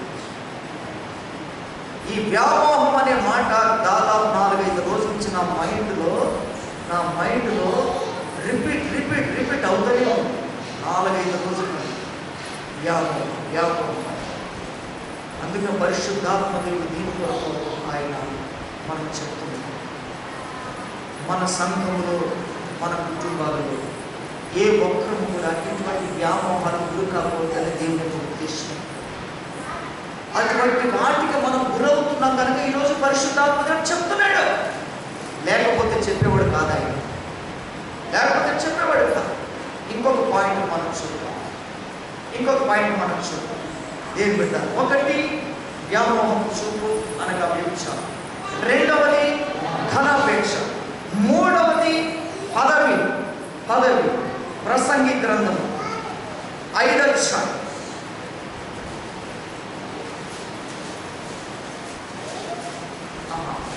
ప్రసంగి గ్రంథంలో కాదు, అది స్కిప్ చేసేస్తున్నాను. ఇందాక ధనాపేక్ష కిందకు వస్తుంది. పదవి అనే రిఫరెన్స్ మనం చూసుకున్నప్పుడు ఎస్తేరు గ్రంథం 9వ అధ్యాయం 25వ వచనం.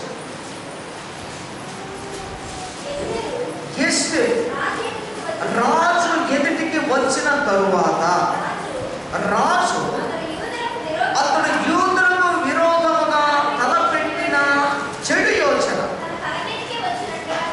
తన తల మీదకి వచ్చినట్లుగా చేసి వాని కుమారుడు ఉరికొయ్య మీద ఉరి తీయబడినట్లుగా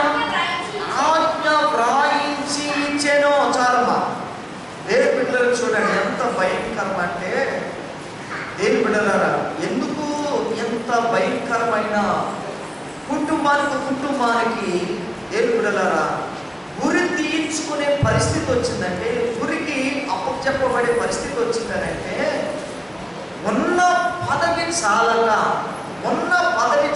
మరింత ఎక్కువ పదవిలోనికి వెళ్ళాలని, మరింత ఎక్కువగా గొప్పతనం సంపాదించాలి, మరింత ఎక్కువగా హోదా సంపాదించాలి, మరింత ఎక్కువగా పేరు సంపాదించాలి. చూసారా, ఉన్న పేరు కంటే, ఉన్న పదవి కంటే, ఉన్న ధనము కంటే మరింత ఎక్కువగా సంపాదించాలి అనే తలంపు ఎప్పుడైతే పుడుతుందో, ఎప్పుడైతే ప్రయత్నాలు చేస్తారో, దేని కింద వస్తుందంటున్నాడు?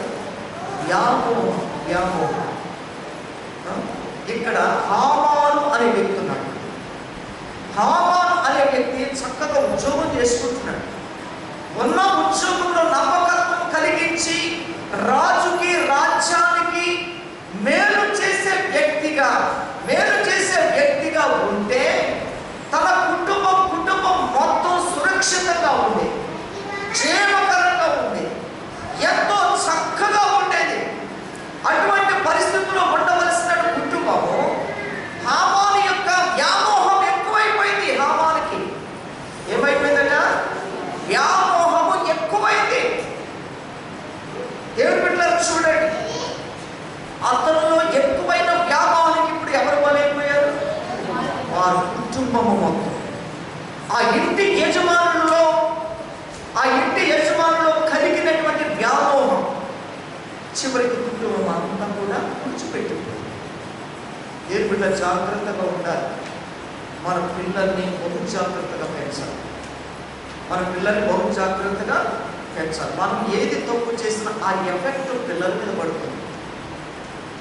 మనం ఏది చేసినా ఆ ఎఫెక్ట్ పిల్లల మీద పడుతుంది. దేవుని బిడ్డలారా, కొంత భావము పిల్లల మీద పడిపోతుంది. దానికి కారణం పేరెంట్స్.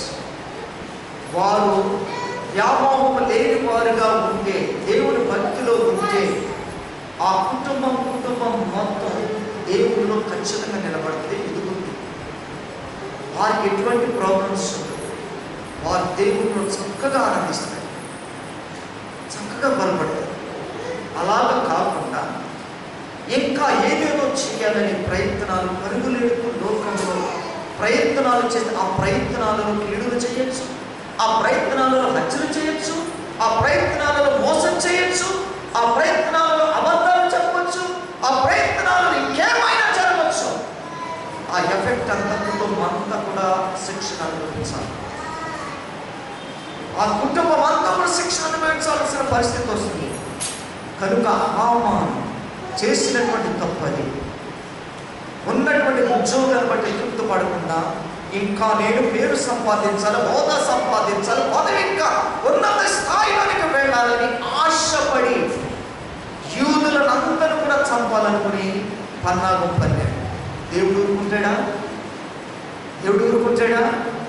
అది రాజుకు మాత్రమే కాదు, రాజులకు రాజు అయినటువంటి యేసయ్యకు పరమ విరోధం అన్నమాట ఆ తలం. ఎందుకంటే యూదులు తన సొంత జనం, దేవుని యొక్క సొంత జనాన్ని చంపేస్తానంటే, ఒక్కడ కూడా మిగలకుండా నాశనం చేస్తానంటే దేవుడు ఊరుకుంటాడా? చెప్పండి, దేవుడు ఊరుకుంటాడా? ఊరుకోడండి, ఊరుకోడు. కాబట్టి దేవుడి బిడ్డలారా ఏం చేశాడనంటే, యూదులందరూ చంపేయడానికి ఎప్పుడైతే ప్రయత్నం చేశాడో దేవుడు తన ప్రయత్నాలు మొదలుపెట్టాడు. ఎలాగనంటే దేవుడి బిడ్డలారా చూడండి, తనలో ప్రేరేపింపబడి కొనసాగుతున్నటువంటి వ్యామోహం ద్వారా వచ్చే ఆ భయంకరమైన సంఘటన ఎంత భయంకరంగా ఉంటుందంటే, దేవుడి బిడ్డలారా చూడండి, ఉన్న పదవి నుండి దూరం అయిపోయాడు, ధనానికి దూరం అయిపోయాడు, అధికారానికి దూరం అయిపోయాడు. చివరికి తన కుటుంబమే లోకములో లేకుండా తుడుచుపెట్టుకుపోయే ప్రమాదానికి గురైపోయాడు. తన చేతుల ద్వారా తన నాశనాన్ని తెచ్చుకుంది. లేరండి లోకంలో? లేరా? అక్కడే ఉండాలి. పేరు సంపాదించి వీడికంటే నాకు ఎక్కువ పేరు రావాలి, వీడికంటే నాకు ఎక్కువ పనులు రావాలి, వీడికంటే ఎక్కువ నేను డబ్బు సంపాదించాలి, వీడికంటే నేను ఎక్కువ హోదాలో ఉండాలి. మంచిదే అలా ఉండడం. కానీ తప్పు వ్యవహారాలలో వెళ్ళి, అక్రమంలో వెళ్ళి, మోసంలో వెళ్ళి సంపాదించుకుని ఎదగాలనుకున్న తలకు చెడ్డది. అది చెడ్డది. నువ్వు కష్టపడి సంపాదించు, అది నీకు ఏ నష్టం కలిగించదు, నీకు విరోధంగా ఉండదు. దేవుడు ఎంతో సంతృప్తినిస్తుంది, ఎంతో సంతోషాన్ని ఇస్తుంది. నువ్వు పడిన శ్రమకు తగిన ప్రతిఫలం ఇస్తానని దేవుడు చెప్తాను. వారి వారి క్రియల చొప్పున నేనేం చేస్తానన్నాడు, వారి ప్రతిఫలం ఇస్తానన్నాడు. ఆయనే చెప్పాడు. అలాగ కాకుండా ఏదో ఉన్నట్టుండి ఎదుర్కోవాలి, ఉన్నట్టుండి ధనవంతుడైపోవాలి, ఉన్నట్టుండి కోట్లాధికారిని అయిపోవాలి అని వ్యామోహము పెంచుకోవడం తనకే ప్రమాదం, తనకే ప్రమాదం. ఇక్కడ హామానుకు అదే సంభవించింది. నేను మళ్ళీ చదువుతున్నాను చూడు. రాజు అతడు యూదులకు విరోధముగా తలపెట్టిన చెడు యోచన తన తల మీదకి వచ్చినట్లుగా చేసి వాడును వారి కుమారులను ఉరికొయ్యి మీద ఉరి తీయబడినట్లుగా ఆజ్ఞ వ్రాయించాను. కావున ఆ దినములు ఊరు అను పేరును బట్టి పూరీము అనబడిన ఈ ఆజ్ఞలో వ్రాయబడిన మాటలన్నీ ఈ సంగతిని బట్టి తాము చూచిన దాని అంతటిని బట్టి తన మీదకి వచ్చే దాన్ని బట్టి యూదులు ఈ 2 దినముల గురించి వ్రాయబడిన ప్రకారముగా ప్రతి సంవత్సరము వాటి నియామక కాలములను బట్టి వాటిని ఆచరించద మరియు ఈ దినములు తరతరముగా ప్రతి కుటుంబములను, ప్రతి సంస్థానములను, ప్రతి పట్టణములో జ్ఞాపకము చేయబడినట్లుగా ఆచరించద మరియు అర్థములు మీరు చదువుకోండి. అలాగా తన కుటుంబానికి జరిగినట్టుగా ఏ కుటుంబానికి జరగకూడదు. జరగకూడదంటే ఏం చేయాలి? జరగకూడదంటే ఏం చేయాలి? వ్యామోహం అనేది విసర్జించాలి. అది మనము దాన్ని ఎలా చూడాలంటే అంత శత్రువుగా చూడాలి. ఈక్వల్ టు సైటన్ అన్నమాట. వ్యామోహం అనే దాన్ని ఎలా చూడాలి? శత్రువులుగా చూడాలి. అలా కాదు మిత్రులుగా చేసుకుంటారంటే చాలా అక్కడే ప్రమాదం. శత్రువుగా చూడవలసినటువంటి వ్యామోహాన్ని మిత్రులుగా చేసుకుని సహవాసం చేస్తూ కీడులోను ఊరిలోను పడిపోతున్నారు, విశ్వాసంలో తొలగిపోతున్నారు, సంతానికి దూరం అయిపోతున్నారు, భక్తికి దూరం అయిపోతున్నారు, సహోదర ప్రేమకు దూరం అయిపోతున్నారండి. ఎంత భయంకరము కదా. కాబట్టి పదవి వ్యామోహం అనేది ఉండకూడదు. పదవి ఉండొచ్చు కానీ ఇంకా మరింత ఎదుగుపోవాలనే ప్రయత్నంలో దేనికైనా తెగించవచ్చు. కాబట్టి ఆ తెగింపులో వ్యామోహం అనేది చేరిపోతుంది కనుక దానికి మనము అవకాశం ఇవ్వకూడదని దేవుడు చెప్తున్నాడు. ఆమేన్. హల్లెలూయా, హల్లెలూయా. తర్వాత జ్ఞానం, అధిక జ్ఞానము కూడా ప్రమాదమే. అధిక జ్ఞానము కూడా ప్రమాదమే. దేవుడిచ్చిన జ్ఞానము మనము కలిగి ఉండాలి. దేవుడిచ్చిన జ్ఞానము మనం కలిగి ఉండాలి. ఫర్ ఎగ్జాంపుల్గా సొలొమోను ప్రార్థన చేశాడు. సింహాసనం మీద కూర్చున్న ప్రజలను పరిపాలించడానికి రాజు కావాలి. రాజుగా అభిషేకించబడాలి అంటే రాజుకు కావలసిన క్వాలిటీస్ ఆయనలో లేవు. తగిన జ్ఞానం లేదు. లేనప్పుడు ఏం చేశాడు? పదవి రెడీగా ఉంది కానీ తగిన జ్ఞానము, పరిపాలించగలిగే జ్ఞానము లేదు. కానీ వెంటనే ఎక్కడికి వచ్చింది? సీనియర్ దగ్గరికి వెళ్ళాడా? అయ్యా నాకంటే ముందు నువ్వు పరిపాలించావు కదా, నీ అనుభవం ఏంటి నాకు చెప్పు, అలా చేస్తాను అన్నాడా? చెప్పండి అన్నాడా? ఎవరి దగ్గరికి వెళ్ళి?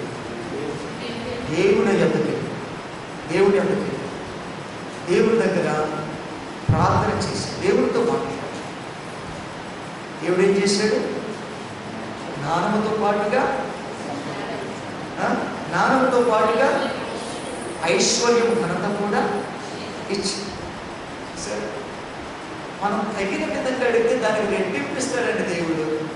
తగినది కాకుండా అడిగితే ఉన్నది కోల్పోయే ప్రమాదం ఉంటుంది, ఉన్నది కోల్పోయే ప్రమాదం ఉంటుంది.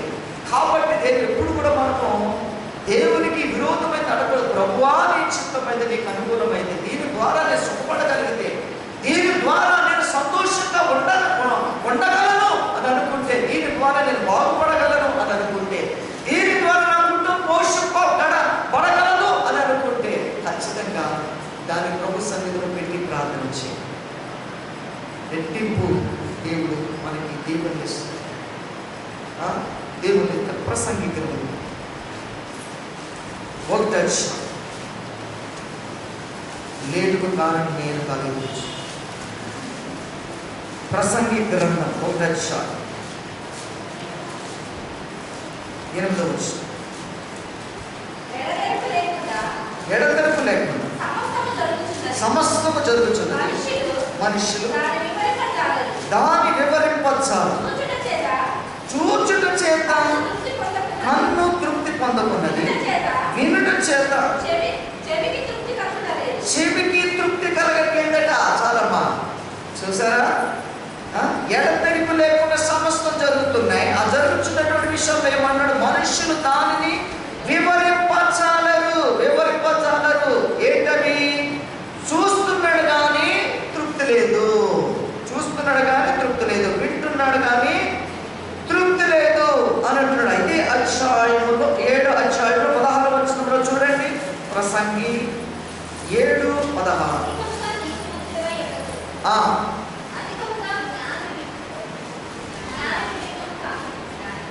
అధికముగా నీతిమంతుడు అయి ఉండకము, అధికముగా జ్ఞానివి కాకుము, నిన్ను నీవేలా నాశనం చేసుకుందువు. చాలు. చూసారా? ఇక్కడ దేవుడు ఎందుకు అధిక నీతిమంతుడుగా ఉంటుందని అన్నాడు? అధిక నీతి కలిగి ఉండాలి. దానికి అధికము మిడులు లో అనేది ఉండదు. నీతంటే ఒకటే లేవదు. నీతంటే నీతి, అది యేసేలో ఉన్న నీతి. దానికంటే గొప్ప నీతి ఇంకోటి లేదు, దానికంటే తక్కువ నీతి ఇంకొకటి లేదు. నీతిలో ఉండడం అంటే యేసయ్యలో ఉండడమే. ఇప్పుడు అధిక నీతి కలిగి ఉండాలని ప్రయత్నం చేస్తారట. అందుకనే చెప్పాడు, అధిక నీతిమంతుడుగా ఉండడానికి ప్రయత్నము చేయొద్దు. అధిక నీతిమంతుడు అయి ఉండకము, అధికముగా జ్ఞానివి కాకుము, నిన్ను నీవేలా నాశనము చేసుకుంటావు. అంటే అధిక నీతి కలిగి ఉండాలని ప్రయత్నం చేస్తే, అధిక జ్ఞానము కలిగి ఉండాలని ఏదో తెలుసుకుంటే వాతాలు పెట్టేసుకుంటారండి చాలా మంది. ఆర్గ్యుమెంట్స్ పెట్టేసుకుంటారు. అందుకనే తమ తమ వాదములయందు వ్యర్థులయ్యేరి అనే వాక్యం కూడా. ఎక్కువగా వాదాలు పెట్టుకుంటే వ్యర్థులైపోయే ప్రమాదం ఉంది. అనగా వాడి అజ్ఞానం బయటకు వచ్చేస్తుంది. వాదాలు ఎక్కువగా పెట్టుకుంటే ఏమవుతుందో తెలుసా? అజ్ఞానం బయటకు వస్తుంది. ఉన్న జ్ఞానం కాస్త ఊడిపోతుంది అన్నమాట. ఉన్న జ్ఞానం ఊడిపోద్ది, అజ్ఞానం బయటకు వస్తుంది. అజ్ఞానం బయటకు వస్తే ఏమవుతుంది? ఏమవుతుందంట? నాశనం. అందుకే అధిక జ్ఞానిపై ఉండకము. అధిక జ్ఞానము తెచ్చుకోవాలనుకుంటే కనుక చాలా మంది దానికి లిమిట్ లేకుండా చదువుతూనే ఉంటారు. లిమిట్ ఉండదు దానికి. సంపాదించాలి, జ్ఞానం సంపాదించాలి. అలాగే చాలా మంది కూడా అసలు ఉద్యోగం లేకుండా పోయి తెలుసు. డిగ్రీలు, 8 డిగ్రీలో చేతిలో కానీ, బాబు నీ డిగ్రీలకు ఉద్యోగం లేదు, బాబు నీ డిగ్రీలు కదా జీతం ఇవ్వలేము. అలా ఉన్నాయండి కంపెనీలు. అలాగా ఉద్యోగాలు లేక రాక అన్ని డిగ్రీలు చేసిన వారు కూడా ఎందుకు పనికిరాక, ఎందుకంటే వాడు ఆ డిగ్రీలకి దిగజారి కింద పనికి వెళ్ళలేదు. ఆ డిగ్రీలకు సంపాదించిన తగినటువంటి ఉద్యోగమును సంపాదించలేదు. చూసారు ఎంత భయంకరమైన నష్టము. అందుకే అధిక జ్ఞానము వద్దు. అధిక జ్ఞానం వద్దు, దేవుడిచ్చే జ్ఞానమే వద్దు. అధిక జ్ఞానం వద్దు, దేవుడిచ్చే జ్ఞానమే వద్దు మనకి. అదే మనకి ఏం చేస్తుంది? సంతుష్టికరంగా భక్తిని నేర్పించి సంతోషకరంగా నిలిపేది. ఉన్న జ్ఞానము బట్టి బైబిల్ చదువుకుంటే మంచిది. ఇంకేదేదో ఎతకాలని ప్రయత్నం చేస్తే ఉన్న జ్ఞానం కాస్త ఊరుతుంది. అస్సలు మైండ్ బ్లాక్ అయిపోతుంది. నేను చాలాసార్లు వాక్యం చదివేటప్పుడు కొన్ని అర్థం కానీ రిపీట్గా చదువుతుంటాను. అది ఎప్పటికీ బయటపడదు. సర్లే ప్రభా, ఇది ఎప్పటికైనా నాతో మాట్లాడతావులే, ఎప్పటికైనా ఎవరి ద్వారానైనా మాట్లాడుతూ నేను తెలుసుకుంటాను అని వదిలేస్తాను. తెలియని వదిలేస్తాను. తెలిసినవే మనం చదువుకోవాలి. ఏదైతే గ్రహింపుకిస్తాడో అవి మాత్రమే మనము క్షమించాలి. తెలియని వాటి కొరకు సమయం వృధా చేయకండి. తెలియని వాటి విషయంలో ప్రయాస పడకండి. దేవుని కొరకు కనిపెట్టండి. ఆ సమయం వచ్చినప్పుడు తప్పనిసరిగా ఆ మాటలకు, ఆ ప్రశ్నకు, దానికి జవాబు ఏదో ఒక రోజు ఇస్తాడు, మాట్లాడతాడు. నాకు చాలా దొరికాయి అలా. చాలామంది సేవకుల ద్వారా కొన్ని సార్లు అనుకోకుండా దేవుడు ఆలోచించి నేర్పించినటువంటి విధానం ఇవన్నీ కూడా నేను నేర్చుకున్నాను. కాబట్టి పట్టుదలతో కూర్చుని దాని కొరకు ప్రయాసపడకండి. ప్రయాసపడితే మనకు వ్యామోహం ఎక్కువ అవుతుంది. వ్యామోహము వస్తుంది. ఆ వ్యామోహంలో మనం ఎదురుమైపోతుంది. నీతిమంతులుగా ఉండు, అధిక నీతిమంతులుగా ఉండడానికి ప్రయత్నించాలి. ధనికుడుగా ఉండు, అధిక ధనవంతుడుగా ఉండడానికి ప్రయత్నించాలి. జ్ఞానిగా ఉండు, అధిక జ్ఞానవంతుడుగా ఉండడానికి ప్రయత్నము చేయి. భక్తిగా ఉండు, అధిక భక్తి కూడా ప్రమాదమే. అందుకంటారు కాకరకాయ పోయి కేకరగా అన్నాడంట అంటారా? లేదు. ఎక్కువగా చదువుకున్నవాడితో ప్రమాదం అదే. కాబట్టి దేని పెట్టారా? అధిక జ్ఞానం ఏం చేద్దాం మరి? ఆడికి ఏకరగా సరే కదా, ఆయనకి ఏకరగా అని బయటపడాలంతే. వాదన పెట్టుకోకుండా అలాగ వాదించేవారు కూడా ఉంటారు. అవి తగిన ఒక వచనం చెప్పి నేను ముగించేస్తాను. ఇదే అధ్యాయంలో 12 వచ్చి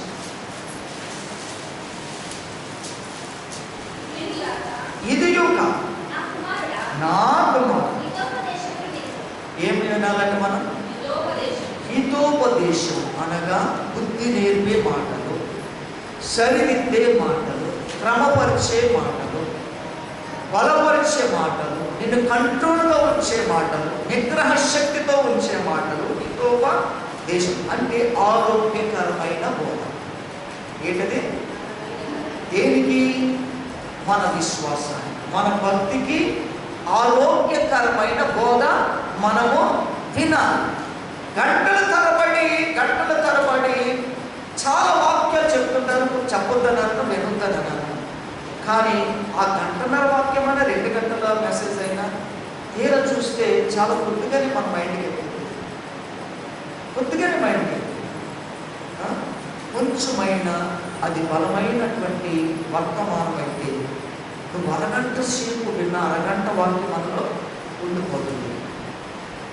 అందుకని అంటున్నాడు ఏమనంటే, హితోపదేశములు వినుము, పుస్తకములు అధికముగా రచింపబడును, దాని అంతము లేదు. చూసారా? పుస్తకాలు అధికముగా రచింపబడతాయట. ఎవడు ఊహను బట్టి, ఎవడ జ్ఞానం బట్టి రాసుకుంటూ వెళ్ళిపోతూనే ఉంటాడు. ఒకడు ఒక వ్యాసం మొదలు పెట్టాడంటే, ఒక కథ మొదలు, మీకు తెలుసు కదా, టీవీలు చూసే సీరియల్స్ చూసేవాడు ఉన్నారా? మానేశారు. అది ఎండ్ అవుతుంది. ఎప్పటికీ అది ఎండ్ అవుతుంది. వాడు ముసలోడైపోయో, ఇక రాయడానికి ఓపిక లేకో, ఇక ఆలోచన కూడా పుట్టకో ఉన్నప్పుడు దానికి ఎండ పెట్టేసి ఇక ఆ సీరియల్ని ఇక క్లోజ్ చేస్తారు. వాడు ఇంకా కొత్త సీరియల్ ఇంకోటి ఎవడో పెడతాడు. దానికి ఏంటిదంటే, అది ఒక బుక్లోంచి ఎవరో రాసింది కాదు, వాడు ఊహల్లోంచి వచ్చిన మాటలు కల్పించేస్తాడు. ఒకదానికొకటి లింక్ పెట్టే మనిషిని వెర్రెక్కించేస్తాడు, పిచ్చి పట్టించేస్తాడు.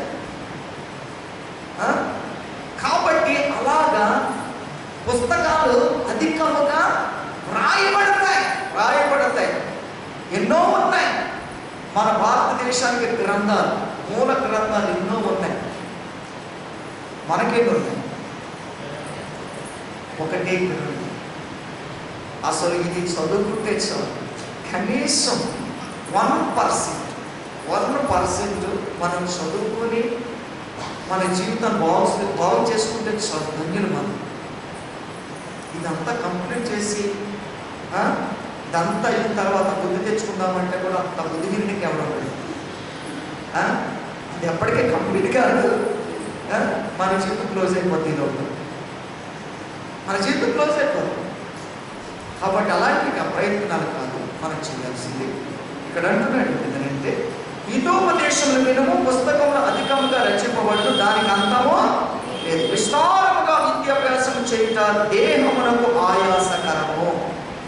చూసారు, చివరికి శరీరం ఏమవుతుందంట?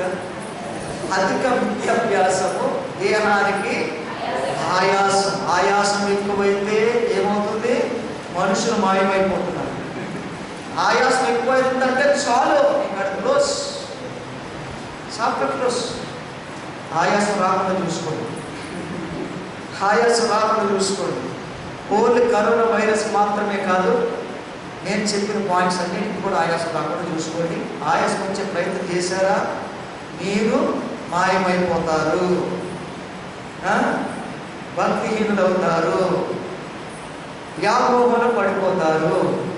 కనుక ఆయాసం రానుకుండా జాగ్రత్త పడండి. నిన్ను జాగ్రత్త పడింపచేసేది, నిన్ను జాగ్రత్త పెట్టేది హితోపదేశం. అది ప్రభు సెలవిచ్చిన మాట. అది ఎప్పుడు కూడా నిన్ను హింసించదు, కష్టపెట్టదు. నిన్నెప్పుడు కంట్రోల్గా ఉంచుతుంది. దేవుడు నేర్పిన భక్తులో నిన్ను నడిపిస్తుంది. అదే మనకు కావాలి. అటువంటి భక్తులు మనము కొనసాగుదాం. సంతుష్టి సహితమైన దైవ భక్తి గొప్ప లాభ సాధనమైనది. చూసారు, దానివల్ల నీకు ప్రయోజనం అన్నమాట. ఆ ప్రయోజనం వైపు నీ మనసు పెట్టు. అధిక ధనం కొరకు, ధనాపేక్ష కొరకు, అధిక జ్ఞానం కొరకు, అధిక విద్యాభ్యాసం కొరకు, అధిక పదవుల కొరకు, అధిక సంపద కొరకు, ఇలా ఎన్నో అధికం అని ఎన్నో ఉన్నాయి. అధికము అనే దానికి మీరు మనసు పెట్టకండి. ఉన్న దాని విషయంలో నిలబడడానికి ప్రయత్నం చేస్తే ఆటోమేటిక్గా దేవుడు అదే ఇస్తాడు.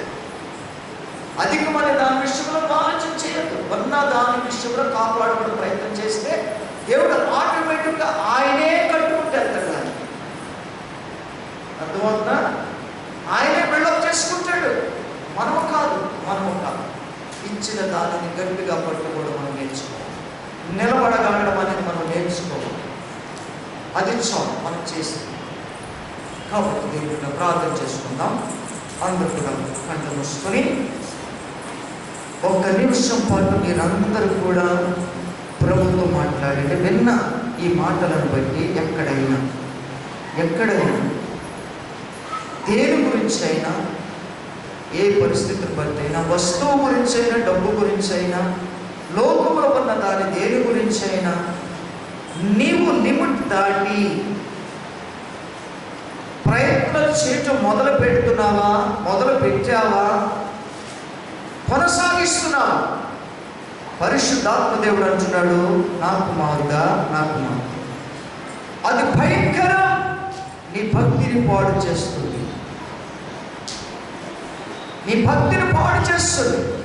నీకేమాత్రం కూడా లాభాన్ని ఇవ్వదు. లాభముని ఇవ్వని అధికము అనే వ్యామోహము అనే దానికి నువ్వు చోటిస్తే, దేనికి కాకుండా, ఎవరికి కాకుండా, చివరకు దేవుని రాజ్యానికి కాకుండా పోయే ప్రమాదాలు ఉన్నాయని ఈరోజు పరిశుద్ధాత్మ దేవుడే సెలవించాడు. కనుక నువ్వు ప్రార్థన చెయ్యవచ్చు. అధికము అనే దాని కొరకు నువ్వు ప్రయాసపడుతున్నావా? ప్రభువా, నేను బ్రతుకుట కొరకు, నా బిడ్డను బ్రతికించుకోవడానికి నేను భక్తిలో నిలబడడం కొరకు, నన్ను నేను కాపాడుకోవడానికి, నా కుటుంబాన్ని కాపాడుకోవడానికి, నా బిడ్డలు కాపాడుకోవడానికి, నేను నా బ్రతుకుదెరువు కొరకు నాకు ఎంత అవసరమో, నాకు ఏది అవసరమో నాకంటే నీకు ఎక్కువగా తెలుసు కాబట్టి నీవు నిర్ణయించిందే నాకు కావాలి ప్రభు, అంతకు మించింది నాకు వద్దయ్యా, అంతకు మించింది నన్ను ఆయాస పెడుతుందని చెప్పాను, అంతకు మించింది నాశనానికి గురి చేస్తుందని చెప్పాం, కీడుకు గురి చేస్తుందని చెప్పాం, విశ్వాసం తొలగించేస్తుందని చెప్పాం. అటువంటి ప్రమాదకరమైన పరిస్థితుల్లో నేను పడిపోకూడదయ్యా, నీవు నాకు కావలసినది, నీవు నిర్ణయించి పెట్టింది మాత్రమే నాకు కావాలి నాయనా, అది నేను అనుభవిస్తాను అని నువ్వు నిజంగా ఈరోజు ప్రభుతో మాట్లాడుతుంటే కనుక, నేను కష్టపెట్టేది నాశనం చేసే దాన్ని విసర్జించు, నీ హృదయంలోనికి రానివద్దు అని పరిశుద్ధాత్మదేవుడు చెప్తూ ఉంటాడుగా, ఈ రోజులలో నిన్ను నువ్వు కాపాడుకోవడమే ప్రయత్నం చేయాలి. నీ కుటుంబాన్ని, నీ ఆత్మజీవితాన్ని కాపాడుకునే ప్రయత్నం చేయాలి. దానికి మించి అధికంగా ప్రయత్నం చేయాలని మొదలు పెట్టావా, వ్యామోహంలో పడిపోతావు. వ్యామోహము నిన్ను నాశనం చేస్తుంది. అలా నాశనం గురి కాకూడదని పరిశుద్ధాత్మదేవుడు చెప్పాడు. జాగ్రత్త పడదాం, ప్రభు దగ్గర క్షమాపణ అడిగి, ప్రభు అనుమతించిన దానిలో జీవిస్తాం, ప్రభు రాకడ కొరకు కనిపెట్టుకుందాం, ప్రార్థన చేయాలి. పరిశుద్ధుడా నీ స్తోత్రాలు, వందనం. ఇంతవరకు నీవు మాతో సెలవించిన మాటలన్నిటిని బట్టి నేను స్తుతిస్తున్నాను. సంతృష్టి సహితమైన దైవభక్తి గొప్ప లాభ సాధకమని సెలవించిన మాటను బట్టి మేము ఎలా ఉండాలో, ఎలా కొనసాగాలో మాకు నేర్పించినందుకు స్తోత్రం. దానికి మించినది ఏది ఉన్నా అది ఆయాసకరమని, అది నాశనానికి గురి చేస్తుందని చెప్పాను. అటువంటి పరిస్థితుల్లో నేను, నా కుటుంబం, మా సంఘము మేము పడిపోకుండా కాపాడు ప్రభు. పిల్లలందరినీ దీవించి బలపరచుకుని యేసు నామమున అడుగుచున్నాము తండ్రి, ఆమేన్. హల్లెలూయా. ప్రకటనలో